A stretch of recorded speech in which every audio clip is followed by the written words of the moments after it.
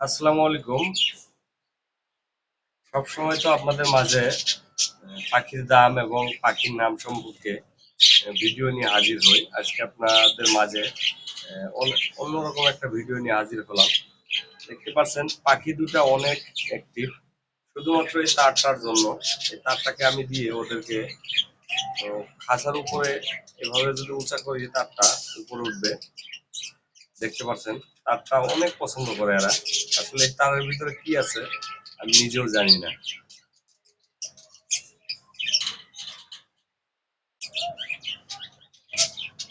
দেখতেই পাচ্ছেন তারটা ধরার জন্য পুরা মানে ইয়ে হয়ে রয়েছে। দেখেন তার ধরে উপরে উড়ে যাচ্ছে।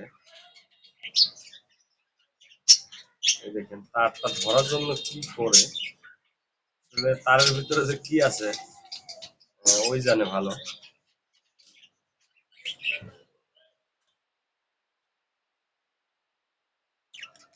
বিকাল টাইমে অবসর টাইমটা আর কি পাখিদের সাথেই বসে বসে সময়টা কাটাই, ওদের সাথে একটু দুষ্টুমি করতেছি আর কি। আরেক পণ্ডিত দেখতে পাচ্ছেন ব্রিডিং বক্সের মানে বাইরে মুখ দিয়ে বসে আছে। ও সবসময় ব্রিডিং বক্সের ভিতরে থাকে। 5টা ডিম পারছে, যার ফলে ব্রিডিং বক্সের ভিতর থেকে আর বের হয় না। শুধু খাবার টাইমটা বের হবে, আর বাকি টাইম দুইটা পাখি বাকি টাইম ব্রিডিং বক্সের ভিতরে বসে থাকে, লাভ বার্ড। আর এই জোড়াটা মার্শাল্লাহ অনেক ভালো আছে, এখনো সুস্থ সবল।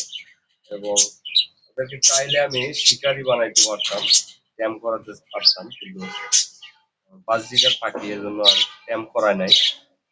সামনে হয়তো লাভবার্ড পাখির বাচ্চা বের হলে ক্যাম্প করাবো। তারপরে ওরা অনেক মানে অ্যাক্টিভ, আমাকে দেখলে ভয় পায় না। দেখতেই পাচ্ছেন এই যে তারটা দিলে পরে তারের কাছে চলে আসে, তারটা ধরার জন্য চলে আসে দুইটা পাখি। তারের ভিতর কি আছে ওরাই ভালো জানে।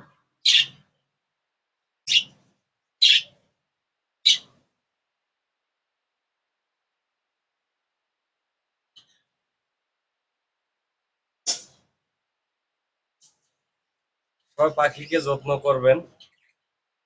পাখিকে সেবা করলে অবশ্যই পাখি সুস্থ সবল থাকবে।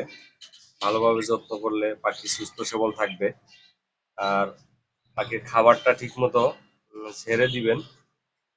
ওরা খাওয়ার পরে যে খোসাগুলা থাকে ওই খোসাগুলা ঝেড়ে দিলে পাখিগুলা খাবার ঠিক মতো খাবে এবং সুস্থ সবল থাকবে। দেখতে পাচ্ছেন আমার বাজরিকার পাখিগুলা কি পরিমাণে অ্যাক্টিভ।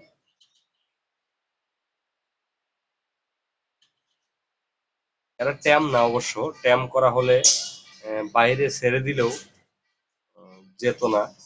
এখন বাইরে ছেড়ে দিলে অবশ্য চলে যাবে।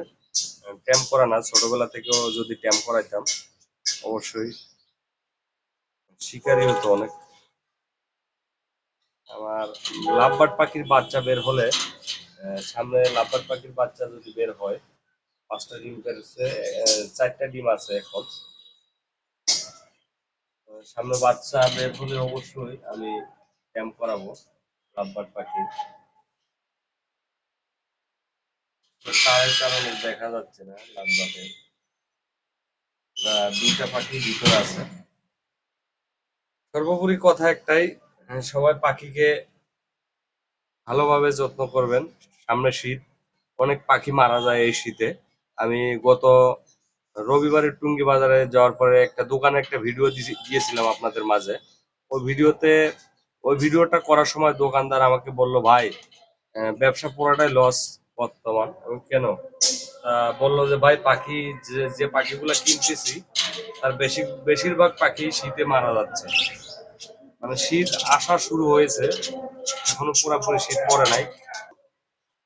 এখনো পুরোপুরি শীত পড়ে নাই, হালকা হালকা শীত পড়ে। তারপরেও পাখি মারা যাচ্ছে, অনেক পাখি মারা যাচ্ছে। সেজন্য আমরা বিশেষভাবে চতুর্পাশটা ঘিরে রাখলে হবে, যে যেখানে পাখি রাখবেন চতুর্পাশটা ঘিরে রাখবেন। এবং আপনারা চাইলে ঠান্ডার ডোজটা করাই নিতে পারেন, আমার চ্যানেলে ভিডিও দেওয়া আছে। আপনারা চাইলে অবশ্যই ভিডিও দেখে কিভাবে ঠান্ডার ডোজ করাবেন, কমপ্লিট করাবেন, সেটা করাই নিতে পারেন। আমার মতে ওইটাই ভালো। আমি গত মাসে ঠান্ডার ডোজটা কমপ্লিট করাছি, আবার সামনের মাসে ঠান্ডার ডোজটা কমপ্লিট করাবো। বা চাইলে ঠান্ডার ডোজটা কমপ্লিট করে নিলে আমার মতে ভালো। আর যদি না করতে চান অবশ্যই পাখিকে চতুর্পাশ দিয়ে ঘিরে রাখবেন। আমার দেখতেই পাচ্ছেন খাঁচার চতুর্পাশ দিয়ে ঘিরা রয়েছে। এক পাশে রয়েছে ত্রিপল দিয়ে ঘিরা, আরেক পাশে টিন দিয়ে ঘিরে দিয়েছি, এটা বল টিন। এই পাশে ফাঁকা, সামনের পাশে ফাঁকা, পিছনের পাশে টিন দিয়ে ঘিরে দিয়েছি, দেখতেই পাচ্ছেন। আপনারা যারা পাখি পালন করেন অবশ্যই পাখিকে এই শীতের সময় ভালোভাবে যত্ন করবেন, না হলে পাখি মারা যাবে। বেশিরভাগ রোগবালাই শীতের সময় বেশি হয়। পাখির ঠান্ডাজনিত জ্বর, এগুলা রোগ হয়ে পাখি বেশিরভাগ মারা যায় শীতের সময়। গরমের সময় অনেক পাখি কম মরে, যার ফলে গরমের সময় পাখির বাজারটা ভালো থাকে, পাখির দাম অনেক ভালো থাকে, বেশি থাকে।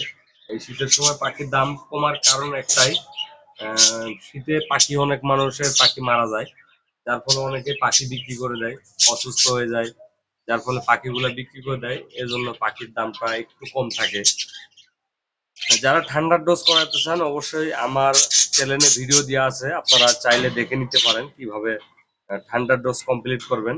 পুরো ভিডিওটা দেওয়া আছে, ওষুধের নাম সহ চিনে নিতে পারবেন। আশা করি সবাই বুঝতে পেরেছেন। আপনাদের মাঝে আজকের ভিডিও এই পর্যন্তই। সবাই ভালো থাকবেন, সুস্থ থাকবেন, পাখিকে যত্ন করবেন। আসসালামু আলাইকুম।